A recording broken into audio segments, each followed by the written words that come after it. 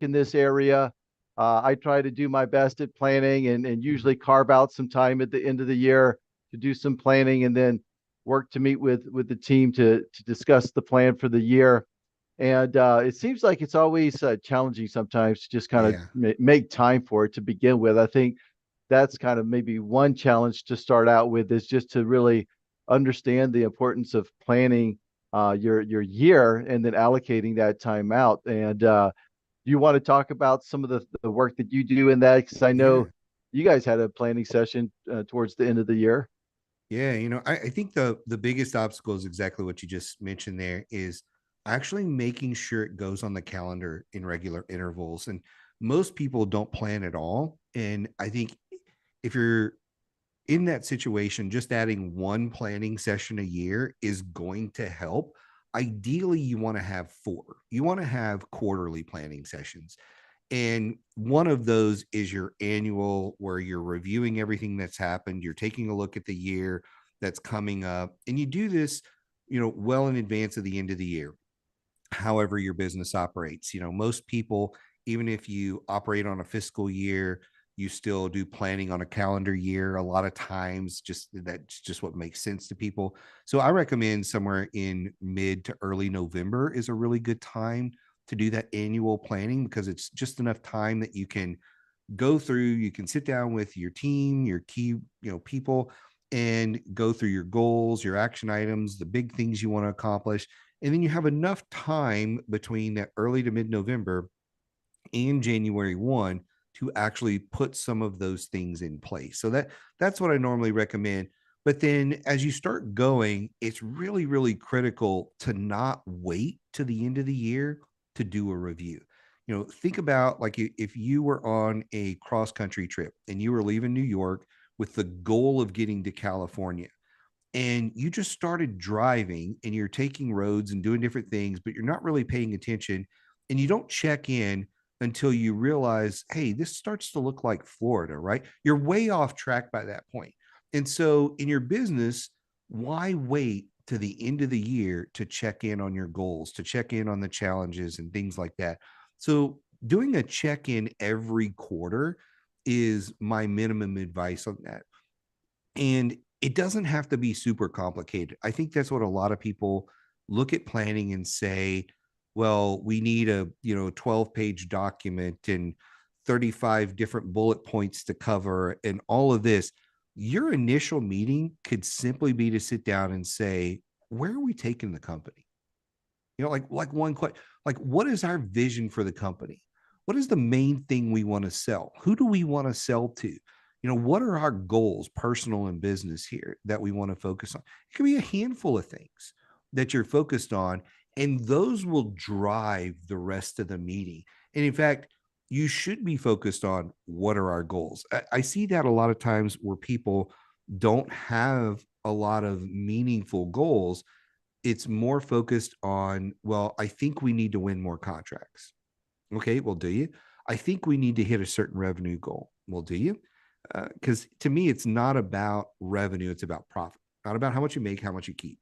Right? That's the really important thing. And so it's really easy to get romanced by metrics that don't matter to you. So, like your first planning session, when you sit down with your, whether it's business partner or your executive team, or even if it's a mission of one where it's just you, right? To sit down and say, what are my goals? Where am I focused on? What am I going to accomplish in the next 12 months? That's a really good starting point, so that you can then say, well, how am I going to accomplish these goals? What things do I need in place? What resources, what people, what processes, what do I need to put in place in order to accomplish that? What are the obstacles? Oh, I don't have cash, so I can't hire somebody. Or, oh, we have this product delay, and my product's not going to be ready till the second or third quarter, so that's going to impact revenue, right? And so when you start to with the goals and you start filtering that down, it just makes the whole process easier to me. And I think when you walk away from a planning session, you should have a handful of action items.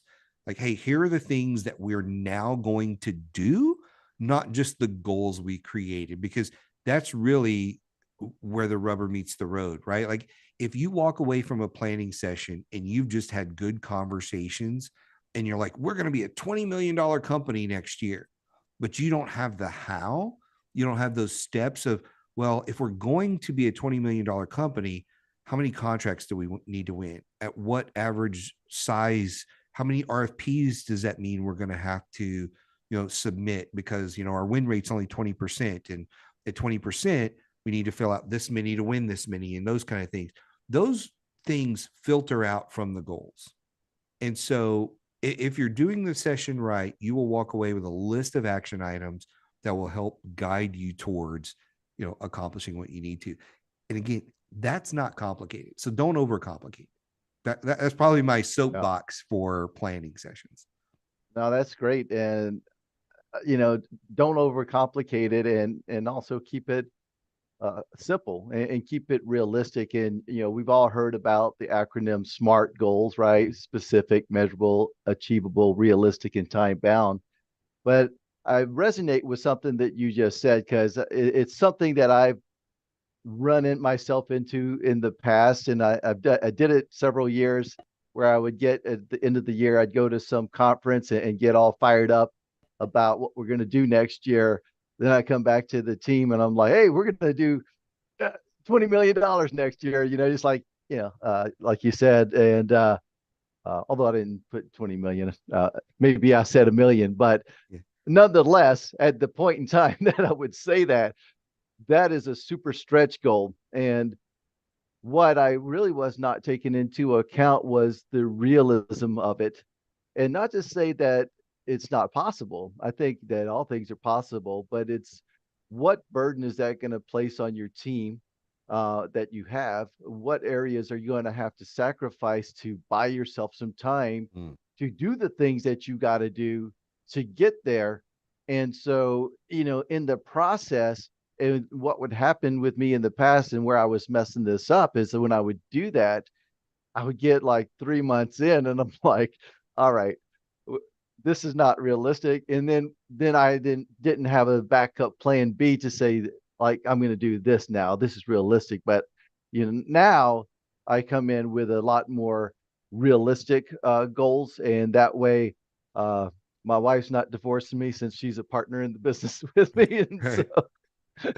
Which that's really important, right? right, At least to some people, that may not be important. Yeah, maybe lower on their goal. Your goal is to stay married. That's one of your top goals, right? right, Well, right. where like, so what I see a lot of times is people start off trying to chase a goal. And when I was with Tony Robbins, he would always talk about how people tend to overestimate what they can accomplish in a year, but underestimate what they can accomplish in 10 years. And so you'd see these really just wacky goals where it's like, we're going to be a $5 million company by the end of the year. And by the end of 10 years, we're going to be an $8 million company. Like, so how could you be five in one year, but you're only going to grow a small percentage over the next 9 years? Like, how does that work? Right. Yeah, Because of the way our minds work, it tries to, one, overcomplicate it, but like overachieve some of yeah, this stuff. But then what you said was really important. There are sacrifices that have to be made in order to achieve certain things. It's just the way it is, right? And you could take your company from 0 to $10 million in 1 year. It's been done numerous times, but there are sacrifices that have to be made. Some of those are with family, friends, hobbies, all those other kind of things. Some of those are financial. You'll see people that are in a massive growth curve who are eating ramen noodles and peanut butter and jelly sandwiches because they're like, look, I don't have any money because it's all going into the business. And then there are other people that are like, look, I don't want to eat ramen because I either don't like it or I'm sick of it. And I'm past that stage in my life and I'm not willing to make that sacrifice. So I would rather grow slower and have some steak once a week than do that. I'd rather see my kids in their ball game or whatever. When Josh and I started, it was whatever, whenever, right? Like you just work around the clock if you need to. And then we got to a point where it's like, hey, can you work this evening? No, I've got karate, I've got this, I've got that. And it's like we're making enough money that we only want to make a certain amount of sacrifices. And so like it really is about the sacrifices that you have to make to achieve a goal and make it realistic, because like you said, everything is achievable depending on what you're willing to give up. Am I willing to give up watching Netflix the next few weeks to finish writing my book? I did that over Christmas, right? So I'm just finishing up a new book. It'll be out in March. And one of the things that I did was, even though I had all that downtime, I take 2 weeks of vacation. Every single day I was writing in the book. Instead of going off and doing anything, I was like, I want to get this done. And so I wrote 26 out of 31 chapters over the Christmas break, because I like, that's the sacrifice I want to make, because I want to hit this deadline so that the book can come out on this date so I can have it for this conference and these other things. But it's a sacrifice I was willing to make. Where somebody else may say, I'd rather just take another year and I'll just push that goal out. Because that's another thing that happens with our goals is, let's say you found it unrealistic to hit the $1 million in your first year. A lot of people just say, well, let's just give up and let's set a new goal, right? Let's set a new goal. Let's set a new goal of $500,000 because maybe that's realistic. And they start going towards that and they find that to be unrealistic and they just set a new goal. So they wind up in a cycle of setting new goals and never actually achieving them. Instead of saying, okay, well, we missed the deadline on the $1 million, so I'm just going to move it a month. Would that give us enough time to hit the million in revenue, or to get up to the $83,333 a month that is required to be on track to running $1 million business? We're just going to move that portion of the goal, but we're still keeping the goal of $1 million business. And so that's why I think it's so important to do these check-ins once a quarter instead of getting 6 or 8 months in, because you can get spun up at a conference. A conference will get people wound up on how they can climb Mount Everest. And I just saw a meme the other day that said something along the lines of, the Mount Everest is littered with bodies of people that were once really excited about the venture. So maybe just calm down, buddy. Calm down a little bit. But like, we get super excited at a conference and we come back and we think we can do all these things, and those things are not in our plan. So we got to figure out how to work them into our plan so it doesn't take us off course and we're still on track to achieve the financial goals that we're trying, or whatever other goals we have. Because I think, when you look at the goals for the business, it's easy to say, well, it's just financial. And my goals are not always like that. So my goals for this year was not just to hit a certain revenue mark. It was to put 2 books out. So one of those books is coming out in March. One of those is coming out late in the fall, and I'm on track to do that. But those are some of my goals, because I know putting out books helps us grow. And so it's like, what other things that are major milestone goals for us in our business, like speaking at certain conferences. My goal was to speak at 4 different conferences this year. I've already been booked to speak at 4 conferences for the year. So what other goals? And they're all things that relate to the growth and help our exposure, but they contribute, instead of just saying, well, our only goal is $1 million. Well, there's other things you need to do to achieve the $1 million. Yeah, and that's actually where we came in this year, where I was like, I don't even really want to set necessarily a revenue goal, but a service goal. It's like, how do we be of more service to our current and existing customers? And then maybe beyond that, we do some things as well. But first, I want to go back and focus on our most loyal customers. And I think a lot of times when we were talking about sacrifice, that's another area where it's like, hey, if you're chasing a dollar sign, you're maybe going to sacrifice over here on this side of the front with good customers that you've already got that also can, be a part of a bigger plan going forward.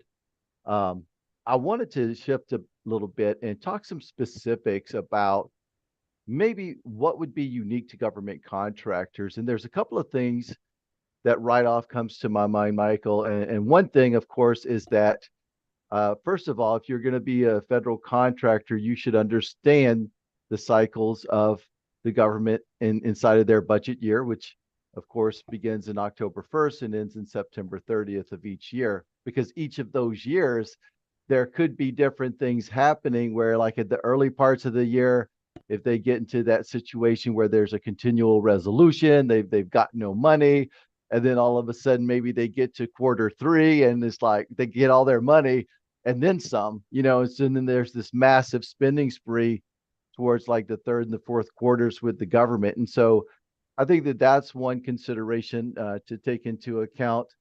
But there's some other considerations, and I want to come back to those. But do you have anything in particular that you usually will kind of give tips or strategies for your contractors on that you guys work with on the budget cycle and certain things Mhm. and activities to be doing in certain parts of the year? Yeah, I think looking at the data is always really helpful. So pulling that propensity data once or twice a year, where you're looking at who buys what you sell, how they buy what you sell, when they buy what you sell, all of that kind of stuff is really helpful to notice if there's any shifts. That's one thing, because I've noticed almost every time I pull data on for clients, I will see that there is a cycle of when their buyers are buying. It's almost every single time. And sometimes it is a gradual thing. And sometimes it's a massive difference where, like, man, 80% of the spend for what you are selling happens in Q1 or whatever quarter, right? You'll see those different trends. So identifying those trends, I think is usually like a once or twice a year thing where we're looking at those. But for the most part with clients, I zero in on stuff that is, it's almost agnostic around like the sales process and things like that. And I do get into the government side more on like the metrics, because people tend to be very lax about the metrics. And when I say the metrics, it's stuff I was mentioning earlier of understanding what their numbers are. What is your win rate, not your P win, because your P win has nothing to do with your overall conversion rate. Your P win is your probability of winning a contract. That's what it is. And it's different based on every contract you look at. Some it's going to be 0, some it's going to be 95 or whatever. But your conversion rate is for every, RFP we submit, how many do we win? And there's a percentage there, right? So, for example, if I submit 10 and I win one, that's a 10% conversion rate. So, understanding what your metric is there is helpful, because if you don't know it, you can't improve it. And if you don't know it, you won't put enough opportunities in your pipeline. And it's one of those things that is rarely static in a business. So a lot of times a business looks at that and says, well, are we normally win 10% of our opportunities? I'm like, that was in 2021. I Yeah. looked at 2022 and you were only winning 6%. What happened? Oh, well, there's a couple of things that might have happened. Let's take a look at the opportunities you responded to. Oh, you started responding to things that were outside your target agency. Oh, you started responding to things that you didn't have past performance for. Oh, you started responding to things that were well outside the size and scope you should be, chasing. And now your winning percentage dropped from 10 to 6%. Now you've got to put out that many more RFPs. I had a client recently that I was doing an annual planning session for, and we sat down and I said, do you have enough opportunities in your pipeline? And like, yeah, we want to hit $4.5 million this year, and we have 4.5 million in the pipeline.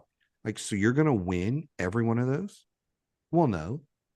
Like, okay, I'm waiting on you for the light bulb here to come on because you think you have enough in your pipeline and you don't. And it took them a minute for it to click and go, oh, we're probably only going to win 10%. Oh, 10% of that's $450,000. Yeah. So we need to start adding opportunities to pipeline, don't we? And so we did the math.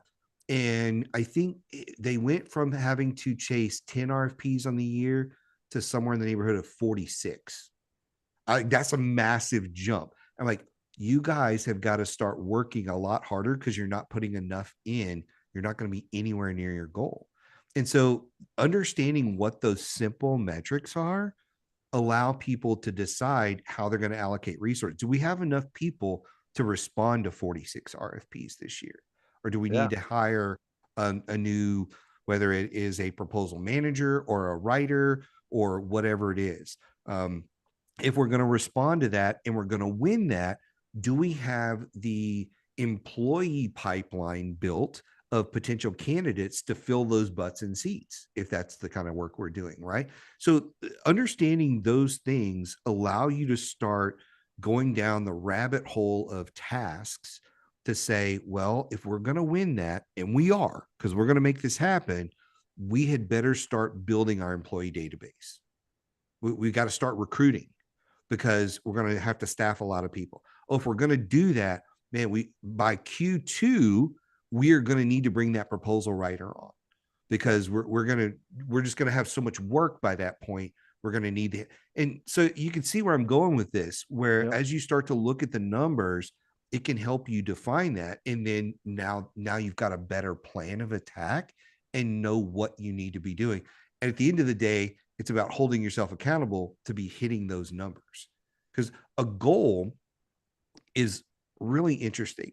If you look at like a math equation, I equate a goal to the thing that's right of the equal sign, right? It's the result of work that's been done. And people are really good at identifying the things that are right of the equal sign and really poor at identifying the things that are left. So, what plus what or what times what gives you the goal?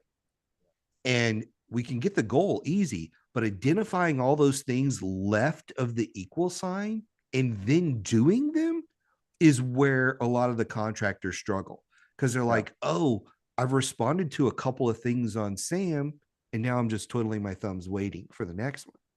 It's like, no, there's a lot of Yeah. activity that Yeah. needs to happen to make it there. So I could soapbox on all the day, so I'll just shut up. Yeah. So Well, just to kind of piggyback on something you mentioned with regards to, if you would take the example of the person that you talked about, was it like $4.5 million yeah, was the goal? yeah, And they had only certain amount of opportunities in their pipeline. So there's two ways you can go about it, which is increase the number of things that you're going after, or you can work to increase your win rate on those opportunities. So exactly. maybe if you're only doing 10% right now, by the way, I read a study. This was probably like 10 years ago or more. And anyway, the study said that uh, of the contractors polled, active contractors registered in SAM, that the average win rate was about 40%. Now, I'm not sure how accurate that was or whatnot, but um, it kind of got me to thinking, right? So this might be a good metric to see how well you're doing as a contractor. And if maybe you're not winning at least 40% of the opportunities, there's room for improvement. And where do you get that improvement? I know that a lot of webinars that Josh does, your partner, Michael, of course, for the people that don't know Michael, that Josh is your partner, you know that, but Yeah. you know that's why a lot of the folks love the training that Josh does on the platform, because he talks a lot about strategies and tactics, the pre-acquisition work, and a lot of that pre-acquisition work really helps to increase your win rate, um, to the point to where some contractors really have a 70 or 80 or 90% win rate, and that's kind of sounds unheard of. But when you get to the right positions in the marketplace, and especially once you start winning contracts, your win rates on recompetes will become a lot higher. And there's just a lot that you'll have going for you. And, I often say, because a lot of times, if you were to survey a group of contractors and what kind of training do you want this year, a lot of people will talk about the proposal writing training. But in my view, the proposal writing is really, it's the paperwork part. It's just the formalization of getting the job. 100%. Whereas all of the pre-work, if that work has not been done, your win rate is going to be pretty low in the competition. Yeah. So that's just some food for thought for those that are looking to maybe improve their win rate by maybe not having to bid on 10 times the number of opportunities, because there might not even be 10 times the number of opportunities to bid, but focus on developing that win rate. Right. Absolutely. You're 100% correct. And what I often see with the people that have really low win rates is it's not usually about their proposal writing. Their proposal writing is usually on par or close to everybody else. Sometimes it's the pricing. That's a piece of it. And it's the pricing that's way out of whack. But more often than not, it's because their filter is so wide. They almost don't have a filter on what they're responding to. So on Monday, I'm responding to a cybersecurity contract. On Tuesday, I'm responding to something in janitorial. On Wednesday, I'm responding to something in medical supplies or something like that. And I know there's people listening today saying I'm crazy that people don't do that. You would be shocked at how often I see that. And then it goes to another layer of they're not even looking at remotely at the same agency. So it's DHS today, it's Army tomorrow, it's HHS, it's CDC. They're bouncing all over. And all of those people are hearing from you once and then never again. And you don't know anything about them. They don't know anything about you. But when you start to create a filter and you're focused on one agency, I know a lot of people say 3 to 5. Initially, when I'm talking to people, it's one agency. And we need to learn that agency like it's a brand new relationship. And you're trying to understand from the top down how they work, how they do business, how they buy what you sell. And it's the flagship product or service you sell. It's one thing, not 15 things. Like, yes, you can do custom computer programming, you can do cybersecurity, you can do app development, you can do SharePoint, you can do Oracle, AWS, you can do all of that. But what is your flagship? Because it's so hard to go from an RFP that is AWS cloud services to an app development to a cybersecurity thing. You have to have different technical writers and different expertise. Either that or you're doing all of that and shifting gears. But if you're doing the same thing, you can get really, really good at it. And that's where I find a lot of people that have those really low conversion rates are the people that they're all over the board. There's no filter. If it is in their realm of capability, because in junior high, I mowed lawns all summer for a lawn care company, so we can do landscaping, even though we're a cybersecurity business. We're chasing that RFP.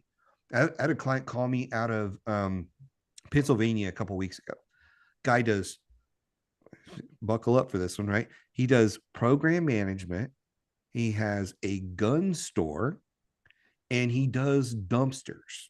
So like he'll like drop the dumpster in your house, your yard, and you just fill it up and then he'll come get it and throw it away.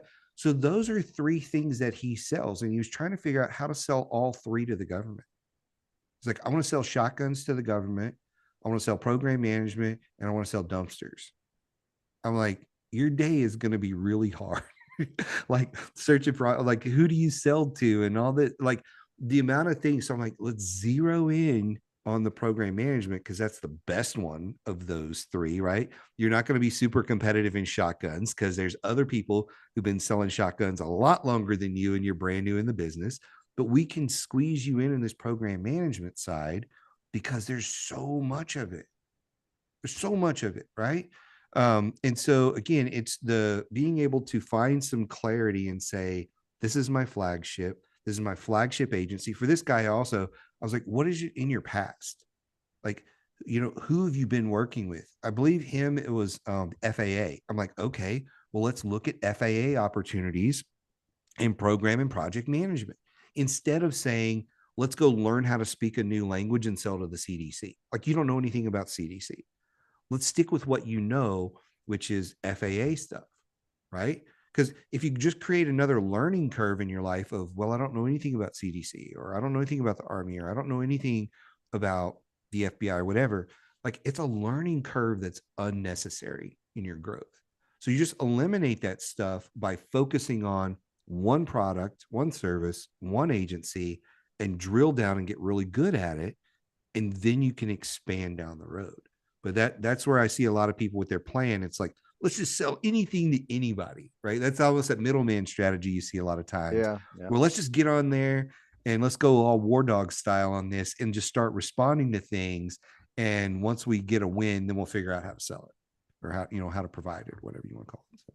Yeah, and that's oftentimes a recipe for disaster. I had a client back in my PTAC counselor days that did that. And he was selling one service, totally a separate service, in language translations and stuff like that. Then he comes back and from a vacation, and all of a sudden he has a large IDIQ contract with the VA to do landscaping in Kentucky. And we're living in Washington State. And we tried to convince him you probably should like ask to get out of that contract because it's going to be a disaster. And sure enough, it was, because he really didn't have the planning right for understanding what goes into landscaping, especially in a out of state contract. And so that's one thing where you could really get yourself in a lot of trouble with that, especially if you're coming into government contracting, because everything that you sell has a different compliance element around it. Mhm. For example, if you are selling products, okay, there's the non-manufacturing rule that comes into play, probably Trade Agreements Act. If you're shipping something overseas, it's got to be on a U.S. flagged vessel. It's got to be in the right packaging, the whole 9 yards. And so what happens a lot of times when people watch YouTube superstars and Yeah. like, hey, just find something to sell. They get themselves in trouble because they don't take into account there's these all of these intricate compliance items that's attached to that. And you've got Yeah. other competitors who specialize in doing that and meeting all the compliance standards. And so this is where you probably winning a contract might be the worst thing that could happen because your first contract in that situation could be your last. Yeah. Yeah. I don't know if I ever told you about this guy. It was one of the first consultations I did in this business. This guy calls me up and man, he was super excited and stressed out. And he's like, Mike, I just won the $65,000 contract for the VA for toilet paper. I'm like, okay, cool, man. What's the problem? He's like, I don't know anything about toilet paper. I'm like, so how did you win? That was the question. And I'm not kidding. He said, I went on the like Walmart Website. Oh, Sam's okay. Club. I Yeah. went on the Sam's Club website and saw what toilet paper was on there and figured I could probably get a discount if I bought it in bulk. And I just marked it down 10% from the Sam's Club website. He's like, but then I contacted Sam's Club for the $65,000 in toilet paper. And they were like, number one, we're not giving you a discount. Number two, we can't ship $65,000 worth of toilet paper in the required time because he'd been screwing around. Right. Right. He had 2 weeks left to deliver this toilet paper. And they were like, we can't ship that much toilet paper in 15 days. It's just not going to happen. Yeah. And he wound up asking, begging basically to get out of the contract. He did. And he never won a contract again because they were like, you had the best price. Because I don't know what the, normal Yeah. price is on that kind of stuff, but he had a great price and he totally screwed himself over from ever doing business with him because the government was like, literally, this is the first contract we gave you and you messed it up. And he did it. He's like, I messed up and here's why. And Yeah. that's, it's good to be honest and all that, but it's Yeah. like, you shouldn't have taken it. Like Yeah. you didn't understand it. And somebody had just said, go win it. And, uh, you know, more power to people who are out there trying to figure things out and make mistakes. I highly encourage that, but there's certain things you don't do and you don't make promises that you have no way to keep. And that was one of those. He had no way to keep that. Like I would have at least before I submitted that quote, reached out to Walmart or Sam's, asked them about pricing, things like that, delivery times. I would have covered those bases and then submitted my quote. And that would have been one way to do it. Or Googled, hey, toilet paper suppliers and tried to find a supplier and see if I could get that done and then submitted my quote. But it was just, that strategy just doesn't work of go win it and then figure it out when you don't have any background. That I'm always telling people, like, what do you know? Like, what do you know about? Whether it's a hobby or the job you've had for the last decade, what do you actually know about? Because the learning curve is so much smaller on something you understand than if you are a program manager and you decide to get into products that are shipping internationally. I had this call yesterday. You would have loved this one. These guys called me up and they were like, we've got this connection, right? And that's always how these weird ones start. We've got this connection to Saudi Arabia and we can get millions of barrels of oil and we want to sell that to the government. And I'm like, have you ever done this before? No. Have you ever sold oil to anyone before? No. What do you know about oil? Nothing. But we can get millions of barrels of it at a really good rate. So how do we make money doing this? And I'm like, you talk to somebody else because I can't help you. Right. Right. You know, because they're like, we're Yeah. talking shipping Call the containers war of dogs. oil. Yeah. And I'm like, you guys, like, do you even have a bit? Does your business, has it sold anything before? And it hasn't, right? It hasn't sold anything before. And they're trying to do that. And again, more power to you trying to figure out a way. But when you're trying to be like the fifth layer of the middleman, like the broker to the broker to the broker, which these guys, like, they didn't actually know the guy Yeah. in, Dubai, but they knew a guy that knew a guy that knew a guy in Dubai. And so they thought they would get the oil that way. And, you just wind up down this path where it's like, guys, like, what are we doing here? Like, why are we trying to do this? Yeah. But I will say this though, if you are in business and you want to be a distributor or a reseller and you're going to try to go that route, number one, make sure you know what the compliance elements are. If you're a small business going to do small business set asides, look into those things that I mentioned earlier, like the non-manufacturer rule, which says you have to physically take ownership or possession of the property. How do you do that, right?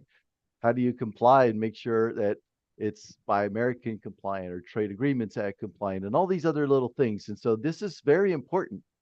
And one of the things that you cannot do is just to look at a line item, for example, toilet paper, and think, okay, if the toilet paper cost me this and I could sell it for 10% more, I'll make a profit. Because with the government, there's also a cost of compliance and getting it there and the shipping and the regulations that cost money to comply with. So, and that's something that a lot of people kind of miss out on. But Right. Right. anyway, Well, I want people to think shift drop gears. shipping is the way to go. Like, oh, we don't have drop shipping, so we don't have to touch it. None of that Yeah, kind of you stuff. got to understand the regulations Yeah, behind that yeah. and the restrictions. And Uh, I want to have some time to open up for the Q&A towards the end here. And by the way, if you're online with us here, you can use the raise your hand. Here in about 10 minutes, we'll turn to Q&A. But before we do that, Michael, I want to just kind of circle back onto the annual planning side. And something that you mentioned earlier is that you've got a plan. Okay. And that might be a certain dollar amount, or hey, maybe your plan is increase your win rate by X number of percentage, right? But then you got to have to come back and say, now, how do you do this? And I think that this is where what I would encourage contractors to do a lot of investigation in would be this: to truly understand uh, the things that Michael said earlier, like who buys what you sell, how are they buying it? For example, are they predominantly purchasing it through a specific contract vehicle, like a GSA schedule contract, which means that now, really, if the bulk of the buying activity is going through the GSA schedules, maybe you need to work to get into a position there or partner up with another company that's there. But the other thing that I think a lot of people miss is qualifying their business for doing business with the government. There may be certain elements that the government wants you to have a special certification to do the job to begin with.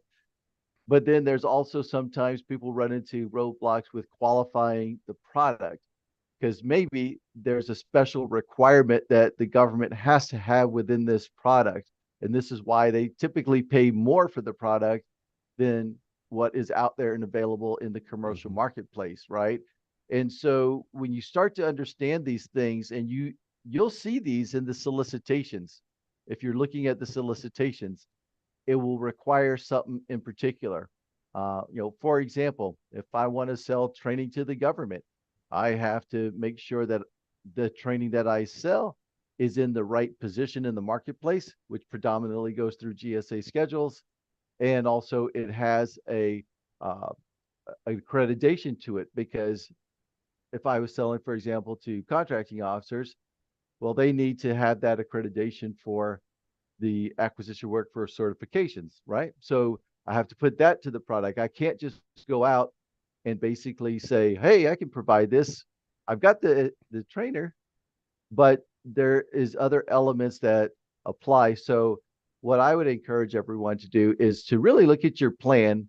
And like Michael said earlier, exactly what is it that you need to do to get there from a positioning perspective? Do you need to get into a specific government contracting vehicle? And if you can't do that, do you need to find a teaming partner to get yourself in there?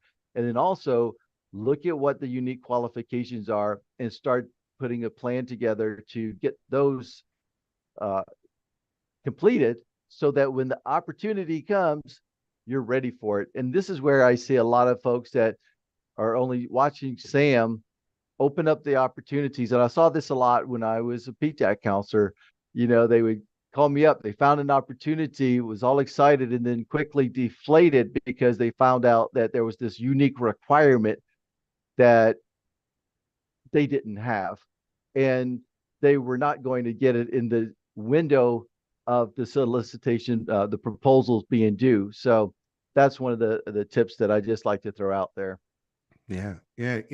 I think from a planning perspective, if you are planning to go after cleared work, you've got to find a way into getting the clearance. So how are you going to do that this year?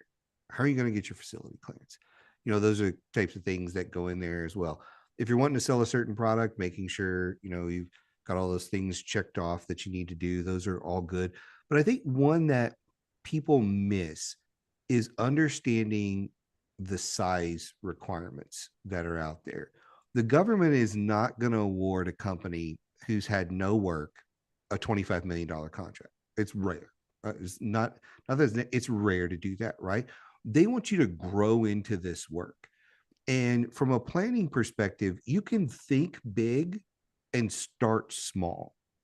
You can focus on, look, our first 3-4 contracts need to be under 250K. Then once we have those, we need some 250K to $500,000, then some $500,000 to $1 million. Then we're in the 2 million and the 3 and the 5 million. You need to grow into this, and that requires some planning so that you can target the right opportunities. Because if I go back to the low win rate, I see companies that are brand new. And when I say brand new, I'm saying they just formed their LLC. They don't have any commercial work, and they're responding to RFPs that are 10 and $25 million because they're like, man, that'd be great, right? And we'll undercut the competition. That'd be great. Yeah, but you're not going to win because you don't meet any of the check boxes for something like that. And so understanding from a size perspective, growing into this and how it takes time, and not just swinging for the fences on every one of these. If you find an opportunity that's a $25 million opportunity and you're brand new, you need to take that to a partner and say, we found this. We're talking to the contracting officer. We're working on this. We'd like you to prime it. We'd like to sub. Look, we don't care if we only get 5%. Like, we just want to be in the deal, right? So that we can get some past performance. And having that mentality is better than just swinging for the fences blindly, because you're just not going to win a lot of those big things. So that would probably be one of my biggest pieces of advice in the planning stages, is to look at those kind of things. The second one that I would have here is go and look at some of those RFPs that you may not be ready to respond to, and look through the FAR clauses, look through the requirements, because that is a roadmap to the compliance that you need to meet. Because that's a question I get all the time. Well, how would I know that I need to meet all these things? And normally the reason they're finding out is because they're filling out an RFP. It's 2 weeks from being due, and they call me and say, I just found this FAR clause and now I don't know what to do. Like, well, you're not going to be able to respond because there's no way we're going to be compliant in 2 weeks. There's no way. You'll have to get it on the next one. But now that we know that, we've got a checklist. I mean, that's really what a lot of the requirements in an RFP are. That's a checklist for a business owner to say, if we meet all these, we're competitive on price, we have the right past performance, we can win this. And our P win, right? The probability Yeah. of winning Yeah. can go from 0 to maybe 75, 80%, Yeah. because now we've used the checklist from the RFP to become compliant over the course of the next few months. And now we can actually start chasing these things. So those are a couple of Yeah. mine from a planning perspective that I think are fairly easy to do. So Yeah.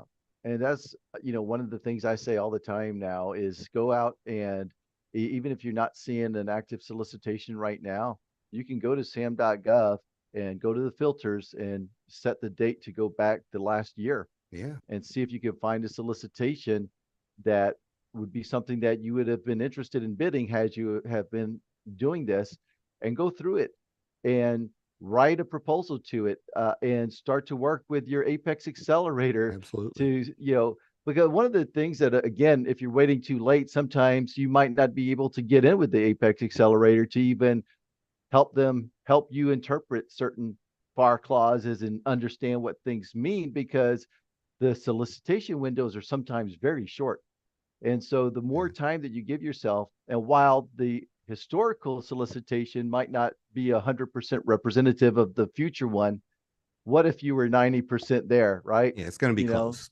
Yeah, Yeah, it's going to be close. There's no doubt about it. There may be a few things that change, like when you get into cybersecurity, some of those things are changing here and there, yeah, and those will be small additions, but for the most part, you're going to see almost a carbon copy. In fact, it's one of the things about contracting officers. A lot of times they will just copy the old one when they go to renew it, and there's stuff in there that's obsolete that you're like, hey, can you remove this yeah. because this no longer matters. You'll see that kind of stuff. So it's going to be a fairly accurate description of what you're going to have to be compliant to. All right. Well, good stuff, Michael. Let's take some questions for the next 10 minutes, and then Absolutely. we'll wrap up. So, guys, if you want to ask your question live, please raise your hand. We can unmute your mic and you can ask us live. Otherwise, you could type your question in the Q&A box there, and we do have a couple that has come in. So the first one is, what advice would you offer a small business that's truly a team of one in identifying one agency to pursue for the year? We offer software solutions that any agency can use. We are also WOSB and SDVOSB. The VA seems too obvious, and there are a ton of VOSBs competing for their attention. So, do we look at the agencies that most will look over or overlook? So, yeah.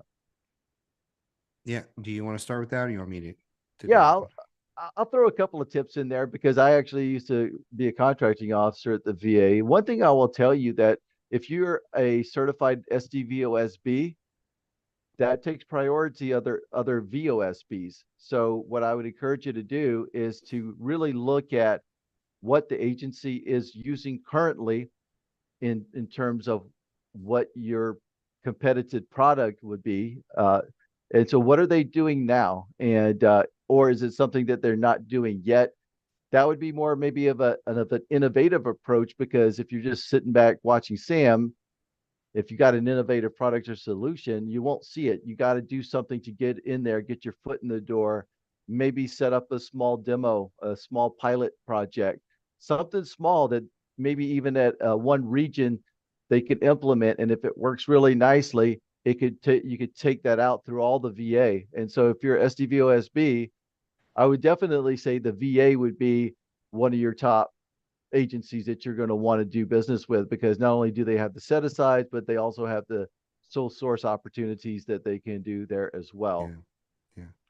Absolutely. And look, if we're being honest, most agencies don't care about the veteran status. I'm just, that's just the way it is. Even with the increase from 3 to 5%, when you look at the VA, that's the one that cares about it.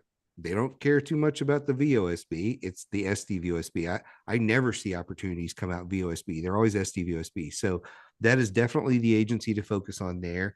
And then if you're looking at a secondary agency, I would go back to what I said earlier about looking at your skills. Like, what does your skill set align with? Do you have a background in the medical space? Do you have a background in criminal justice or law enforcement? Do you have a background in the military? What language will you easily speak? And that should help you target that next agency so that you don't have somebody who's a former law enforcement person trying to sell to the medical community, right? Just because they buy that stuff. Like, leverage your knowledge to pick that other agency. The other piece of advice that I would have for that is look at opportunities initially. If you're a one-man army, look for, or one woman army, it's the WSB.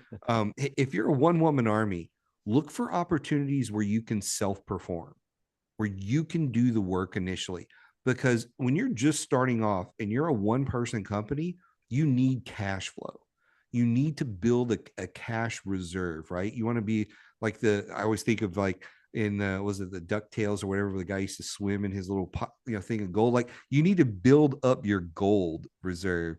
And the fastest way to do that is service-based contracts where you're self-performing, because you're keeping all of that money.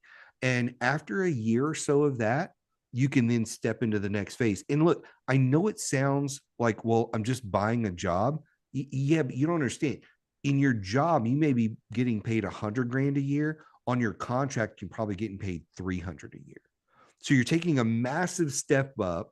You have control. You can build some cash so that going in maybe year 2 or 3, then you can look at, okay, now I need to hire, a BD person. And that person's going to help me to actually win contracts where I'm not on contract. And I'm going to work my way out of this nice paying job into a business owner role. But that's a lot of people that start this with no cash reserves make the mistake of saying, well, I've got to staff it and I got to have other people on contract.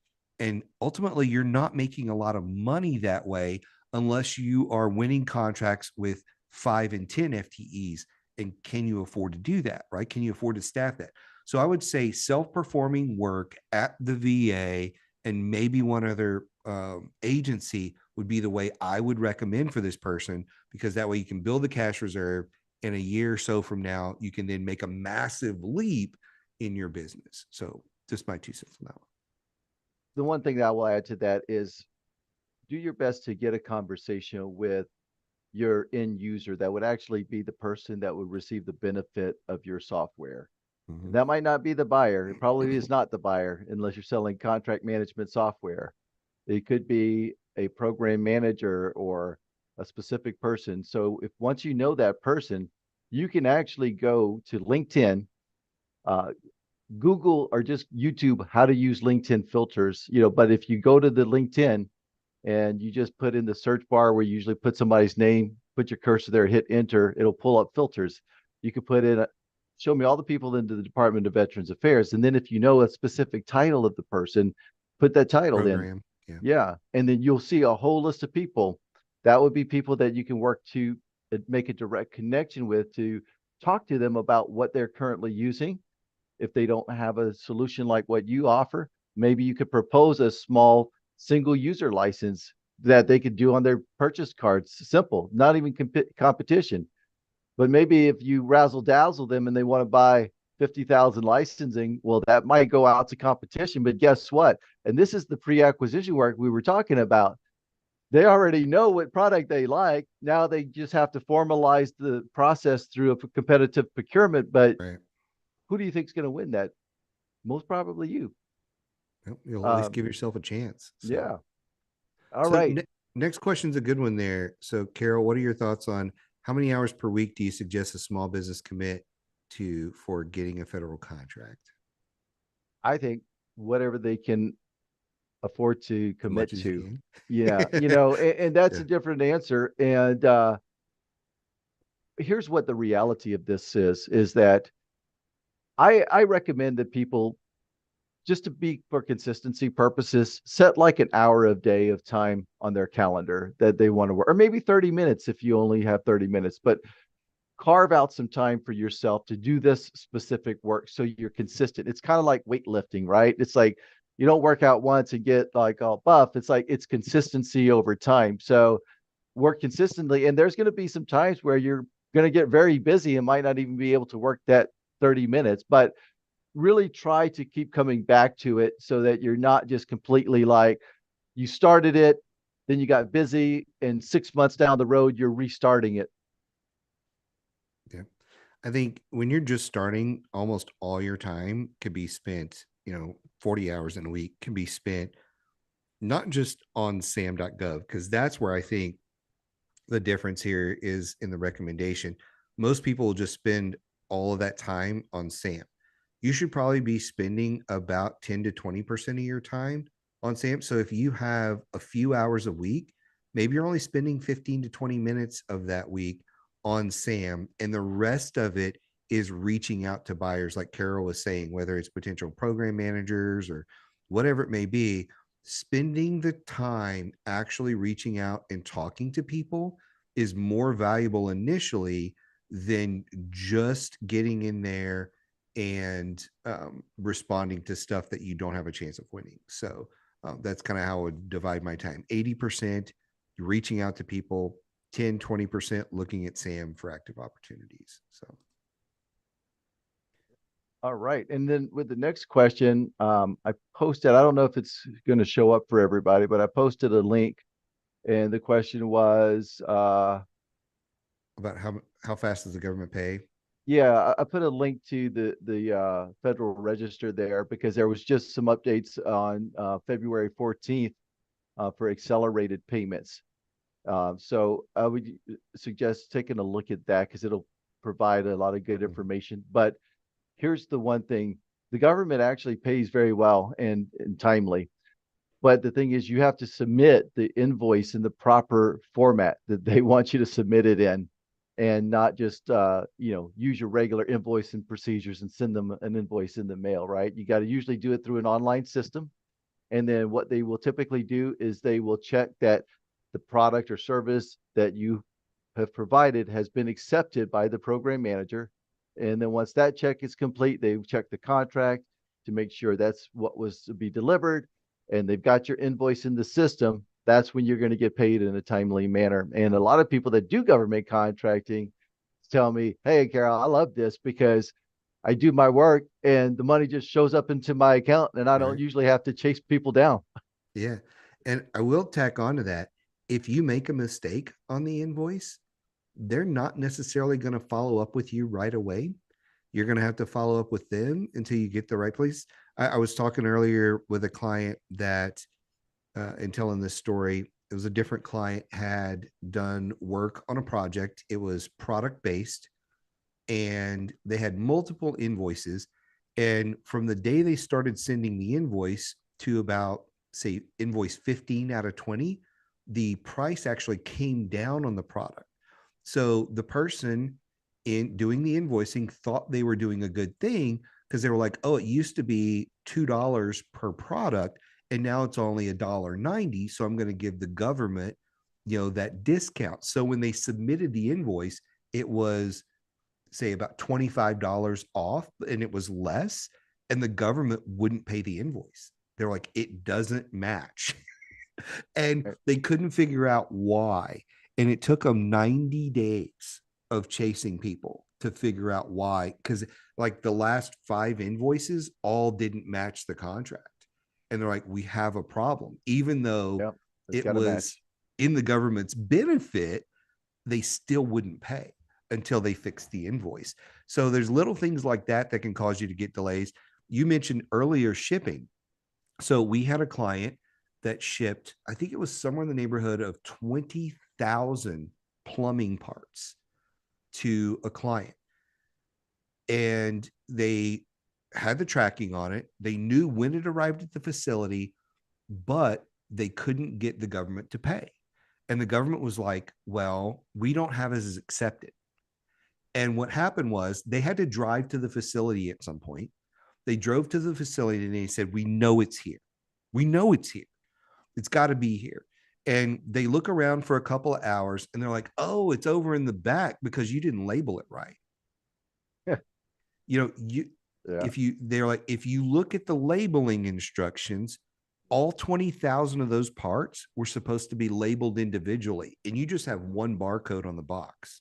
of 20,000 like little Y connectors or whatever, right? And so they were like, here's your options. You can ship it back to your facility and label it there, and which is, 9 hours away. Or we can do it and you can pay us. And they wound up doing that because it was cheaper, but they lost all their margins. So there's an issue where they wouldn't accept it to pay them on the invoice because it was labeled wrong. And that's another thing, the cost of compliance and really understanding the product that you're selling and Yeah. the delivery terms around that. And the marking and packaging is something that's you got to know. Yeah. Um, there's a good comment here by a former contracting officer, and going back to the company of one, was saying, if you were a company of one, I would ask you to show me who or how the contract would proceed if you got sick or if something happened to keep you from performing. And that's a very real and fair thing for a contracting officer to ask, because if you're a company of one, hey, and you could also get hit by a bus, not to be, Mhm. worst Yeah. case scenario, but it's real that the contracting officers are very risk averse. And Mhm. so that's why, as a company of one, you might think about teaming up with other partners as well, so that you can show how you are going to be able to really deliver no matter what. And Right. there's a backup and a Right. contingency plan. Yeah. Well, I like the fact that this person brought this question up, but I want to interject this into it. They should never ask you that question because you should never position your company as a company of one. You shouldn't. It shouldn't be something that's coming up. Now, there are certain requirements here and there where they'll ask you, like for your hub zone, like about employees, but for the most part, you're not going to see, well, how big is your company? How many employees? This, unless it's thus your NAICS code, small business categories based on employees or something like that, they're not going to know any of that kind of stuff. So unless you position yourself, well, it's just me, but you should never do that. When you're an army of one, you should be talking about my team. And your team is not just you. Your team are the partners you work with, the people that help you fulfill things, your coaching team, whoever you're talking about, your team. You're not talking about, well, it's just me, so I'm sorry, or, whatever. Like, don't position your company that way so that this should not come up in a conversation. But good point by Yeah, if yeah. if you did highlight that it was just you, they would absolutely ask that kind of thing. So Um, we got a few more questions in the queue, Mike. You still got a yeah, few more minutes? yeah, I'm good. I think we can hammer through all of them. Okay. So All right. Next one is, what are some suggestions for successfully becoming a partner in order to start getting past performance? My efforts have not been fruitful and it's extremely frustrating. mm, it's really common. You want me to handle that one or? Yeah, go ahead and I'll kind of piggyback. Sure. I think the biggest challenge for people in this arena is not doing enough homework up front. And when you approach a prime and say, hey, we're a small woman owned, service disabled, whatever, and we know that you guys do this kind of work and we'd sure love to work with you. Even if they have great intentions, the odds are that you're never going to hear back from them because you haven't brought them anything. You haven't added any value to their business at this point. So the best scenario here is go out and learn the customer and filter your opportunities into two categories. When you're just starting off, anything that's below simplified acquisition, so below the 250K, those are things that you will try to prime on your own. If it's over 250K, it's likely going to require past performance. Take those to a prime. Hey, I'm talking to Carol over at the VA, and Carol's got this opportunity. It's about a 900,000, a $2 million opportunity. I've got a great relationship with Carol, but I don't have the past performance. They really want to work with me. Can you guys prime this thing? And I'll do 25, 30% of the work. You can have the rest. I'm serving this up to you on a platter. Yep. And you do something like that, and they're like, well, hell yeah. Why wouldn't I do that? And then they want to work with you again and again and again, as long as you can fulfill what you say you can. And so bring something to the prime served up on a silver platter as close to it as you can. Show that you've gathered intelligence on an opportunity and you've got an inside track, even if it's just a little bit. It doesn't have to be the perfect silver platter, but that's always nice. But bring them something that shows you're doing the work, you're bringing them opportunities, and you're going to help them be competitive. And if you do that, you're going to flip these conversations. But most of the time, the conversation is just too vanilla for them. And they're like, man, I've got 100 companies that do what you do. Yeah. Why should I pick you? Yeah. Right. So, Yep. Yeah, that's what I would say, Michael, is just really think about what's in it for them and sell them on what's in it for them, and make it more than just your certification. But just as Michael said, like if you bringing them in and asking them to prime and then sub, if it's a small business set aside, you can reverse that and say, hey, we've got this relationship. We know when this is coming out. We've got some intel on the opportunity, and we just need a partner to come in and help us come in as a subcontractor to bring more past performance to the table. But then we get into a whole nother discussion about will the agency accept the past performance of the right. subcontractor without it being a joint venture. We have some of those trainings on Govology if you want more on that. But yeah, definitely that would be what I would recommend as well, So that was a great answer. Awesome. Um, we're And it trying to, applies to the next question. yeah, So, we're about trying to the get into USA. USAID, but they don't do vendor meetings. I have background with the agency, but how do we get in? Yeah. Using the exact same partner strategy we just talked about is helpful. So Yeah. starting to learn by actually, there's so much information on their website. There's so much information on their social media. There's information about programs. There's information about who's already selling to them, and those people have information on their websites. So you can do some deep diving on all of that and take it to a prime and get yourself on a team. That's a great way to do it.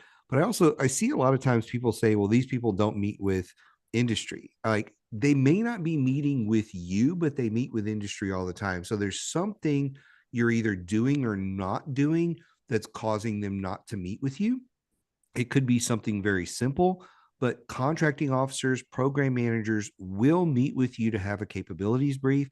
But there are some really simple things. And I'm not saying this person is doing this, but just in general, the turnoffs for contracting officers are the people that reach out and they've not done any homework.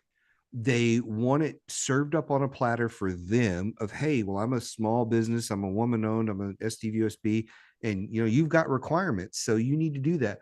So those kind of people create a lot of friction. The other kind of people are the ones that ask 50 questions. So somebody the other day sent me an email and said, I have just two quick questions. I'm like, yeah, but question one has A, B, C through J, and question two has A through M. You got like 50 questions here, right? And I'm exaggerating, but like when somebody sees that, they just delete the email, or they respond back with, just respond to stuff on SAM. Like that's how you can tell. And this is just my blunt way of saying this is how you can tell you're irritating a contracting officer when they say, just go respond to Sam. Just go look at Sam. Like whatever your response is normally.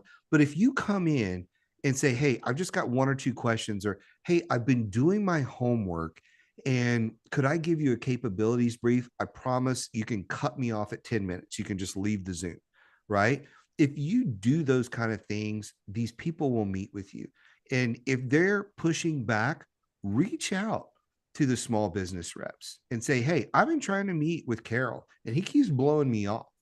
And hey, this is part of the process. You're supposed to be working with industry. Help me, small business rep, and those people will do that. So those are just a couple of tips. So Yeah, that's great. And what I might add is that if you're trying to reach the contracting officer, a lot of times contracting officers don't always like to meet up.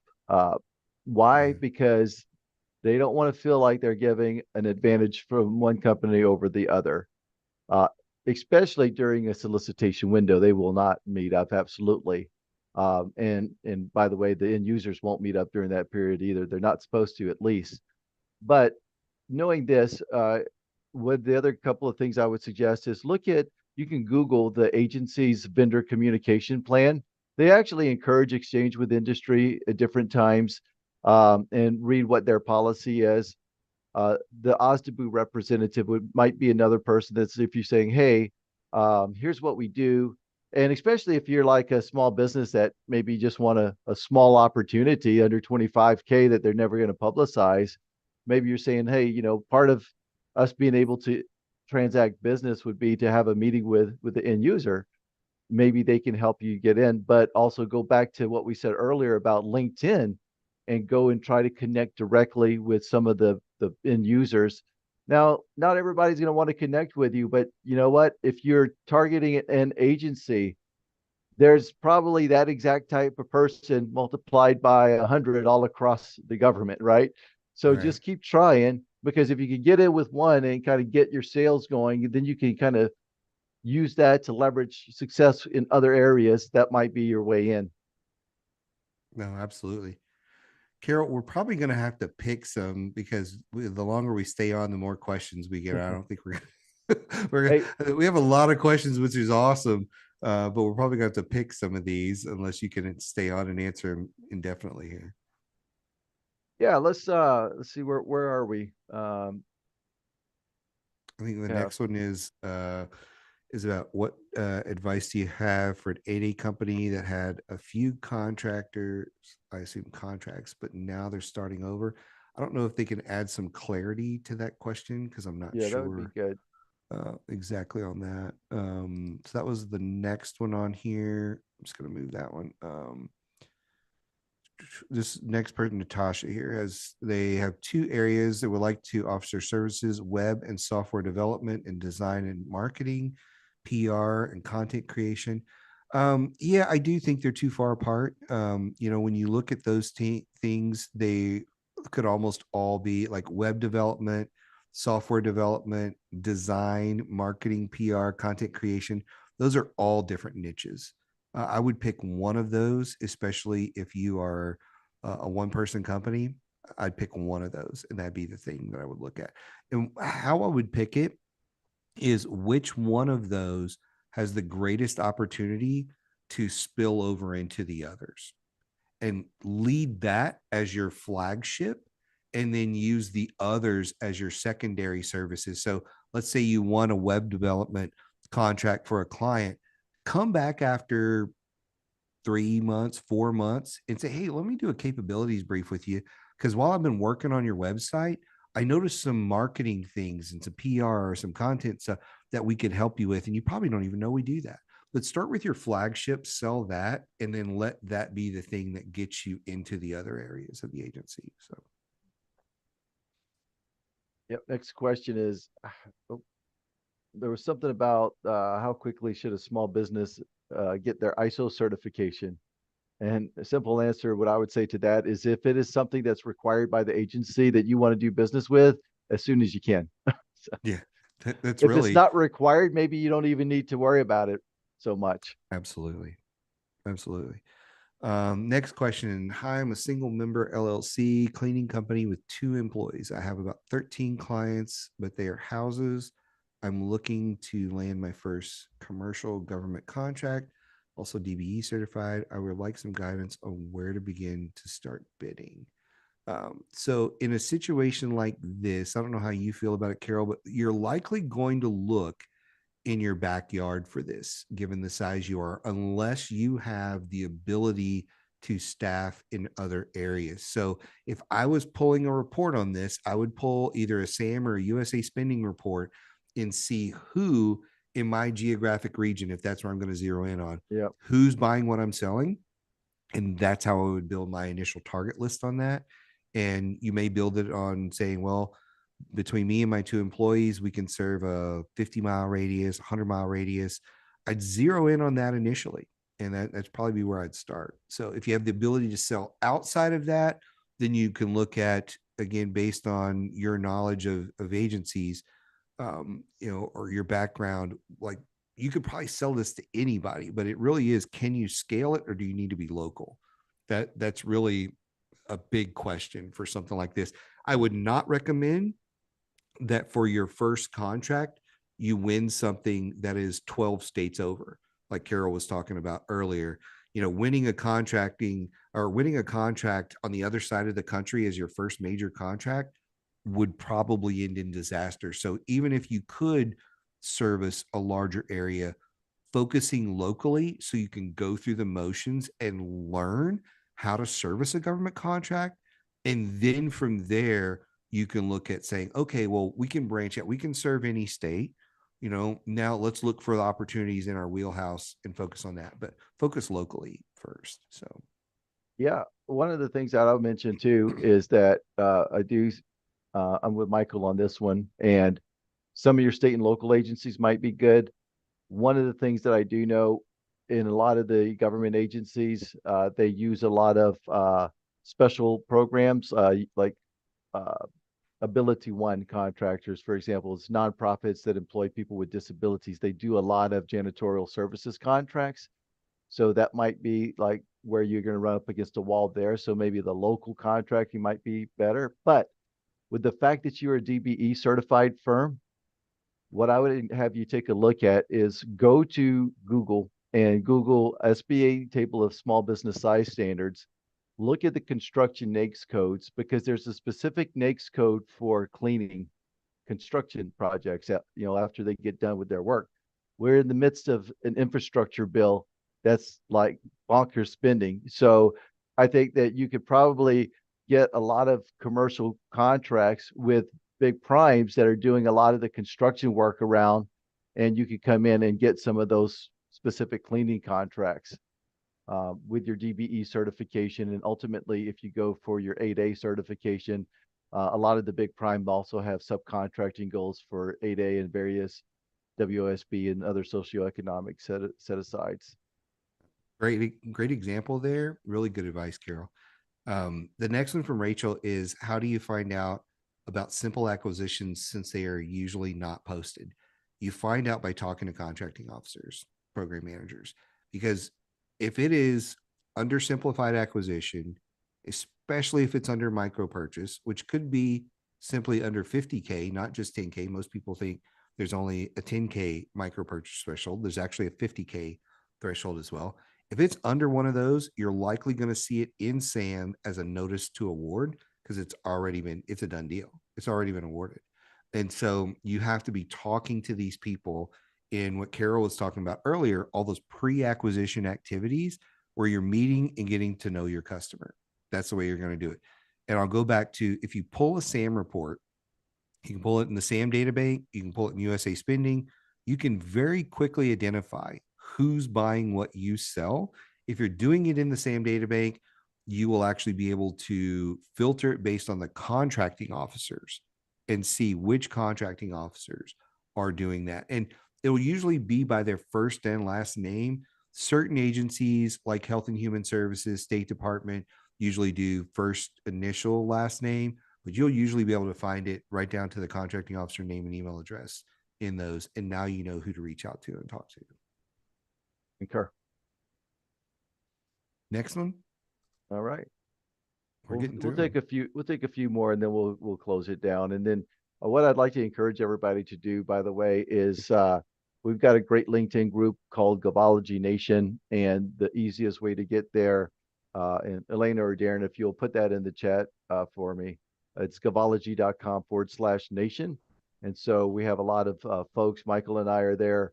And so if you want to post a question, that's a good place. We've got about close to 2,000 folks now in Gavology Nation. So I encourage you guys to go to gavology.com/nation. That'll jump you right over into the LinkedIn group and just request access there. So let's take a couple more and then we'll kind of have to wrap it up. Okay, there's a couple of easy ones And I here. appreciate your extra time today, Michael. You betcha, man. I don't always have it, but today I did. Yeah, So. yeah. There's a couple of easy ones here. For smaller entities, are product or service contracts better? I love service contracts because if you're small and you're self-performing, you get to keep all the money. And so you can grow much faster on the service side like that than you can on the product side, where you're supplying a product, you've got product costs, shipping, you've got all these things that you have to deal with. And that is just a lot more work. That's my opinion. Carol, I don't know what your thoughts are on that one. I think I'm with you on that one too, because what you have to take into account is on the product side, for example, if you're not manufacturing the product and you're selling somebody else's product, which a lot of times happens, well, first off, you're probably not the exclusive supplier. The people who are selling in bulk and volume is going to get a better discounted rate than you are going to get. So at the end of the day, if your margin is like 10%, again, you got to factor in the cost of compliance and your time of going back and forth. I mean, your margins on some of these products are oftentimes very small. So you got to sell like a ton of them really to make any kind of good profit if there's any profit to be made at the end of it. Yeah, no, totally agree. Um, let's see. We're gonna do two more, one more. What do you Okay. want to do? Let's do two more. Let's do two more. Okay, I'll so let you pick. let's do an easy one. Can an entity win multiple up to 3 to 5 contracts within a calendar year? There's no limit on the amount of contracts you can win at any given point. I've got brand new clients that have 25 contracts. So there's no limit. That was an easy one. You pick the next one. Let's see this last one here. It says, do you have any suggestions for cold calling? Referencing the 80% versus 20% in SAM. Do you want that one or you want me to get it? Yeah, I'm trying to think about what they mean by the 20% versus I 80% in think SAM. earlier I referenced how and we talk about this all the time, how Mhm. Sam only has about 20% of the opportunities and the other Yeah, 80% often never make it to Sam yeah, because they're going contract vehicle or something yeah. like Or that. their micro purchase. Yeah, or micro purchase, things like Yeah. that. So my best suggestion for cold calling is to actually do a little bit of research before you pick up the phone. Mhm. It takes 5-10 minutes to look and see, is the person number one that you're calling, does that person even buy what you sell? Right? Do they buy what you sell? And if they don't buy what you sell, don't call them. That's pretty easy rule. But making sure you've done even a little research, you've maybe Googled their forecast, you've taken a look at that, you've looked at a few of the opportunities that that person has posted, and you go into it having some research so that you can ask a specific question. Yeah. That's where a lot of people go wrong, is they go in and say, hey, Carol, my name is Michael June. I sell these coaching services. And, man, if you guys buy this kind of stuff, we'd sure love to sell it to you. Oh, by the way, I'm a service disabled veteran. And, you guys are the VA. So, you guys support veterans. Like I hear calls that are like that, or even less, like where they're like, hey, I'm with ABC Company and we sell this sort of widgets. And then it's almost silence, right? Like, where's the specific ask for, hey, Carol, I was doing my research and I noticed that you had this RFI that you guys canceled, or you guys had this out there. I was wondering if I could still respond to that. And hey, where are you guys at in the process Mhm. with this? This RFI was, 3 months ago. Are you guys moving forward with that? Something simple like that, Yeah. a direct question you can ask somebody, because they really appreciate when you ask a very specific, simple question that they could answer. Hey, if you're not moving forward with this, do you have any opportunities that are not on the forecast that I should maybe know about? Maybe some smaller things. Maybe you've Mhm. got a $50,000 training budget. You don't know how you're going to spend before the end of Q4, and we could help you with that. Do you have something like that? I wouldn't ask all the questions I just threw out there. I'd probably pick one or two, and Mhm. you ask some of those very specific things that show you're not looking for a handout, because Yeah. 80% of their phone calls are looking for a handout, and Yeah. they're very generic, and it's very frustrating. Like I talked to a bunch of contracting officers, and the consensus is they get on average between 200 and 250 emails a day, and another anywhere from 25 to 50 phone calls a day. That's a lot to juggle. So you've got to be specific. You've got to make it short and sweet and not waste their time. Because if you look or smell like all the people that are wasting their time, they either just don't respond or they give you the frustrating response of just go look at Sam. We post everything on Sam. Yeah. And That's the that's way. the truth. That's the truth, Michael. I mean, I've been there. Uh, I've given that answer before, but the thing is, it's just that the contracting officers don't have time to explain every facet of doing business with them to Right. you, right? It's not their So job. Yeah. yeah, and a lot of people that are in these roles that's where they post their opportunities to Sam, and that's where you can find them. But you also, they're not going to sit there and explain to you, well, what do you do? Oh yeah, we buy that off of GSA, and here's how you get a GSA contract and all of this. So that's why we've got this education. That's why we do what we're doing on this call today to help you guys get a little bit of knowledge there so that you can understand the process. And what you said, Michael, was hit the nail on the head, is that when you've done all of the homework that's available out there, so you've got your education, you've researched on your website, you've done a little bit of market research, which we have training to teach you how to do that too. You've worked with your Apex Accelerator. I know like one Ozdebu out in Portland that we worked with, and every time a company would come to her, she'd be like, "Don't talk to me until you've already talked to your then PTAC, now it's Apex Accelerator, right? Yeah. So Yeah. because they don't want to waste time, because they don't have a lot of time and they have other work that they need to do. So that's the common answer that you're going to get. But then when you can really streamline a question, and I like what you said, Michael, just make a simple question, and that might open the door because it's something that doesn't end with the answer. Just watch sam.gov. So if you Right. know that you mostly sell things that are not going to hit Sam, because your average sale would be like $5,000, which would typically go under micro purchase. Well, you probably don't even want to reach out to the contracting officer anyway, because that could be done on the department level with the purchase card, right? Right. So maybe you do that work like we talked about a couple of times. Go on to LinkedIn, put the title of the person that you want to touch base with, maybe have a couple of questions to ask them, or however you feel that you can get an easy way in to open up a conversation with them, right? And so, and then if you do get the opportunity to go in there, don't go in there just with guns ablazing trying to Yeah. promote your product. Yeah.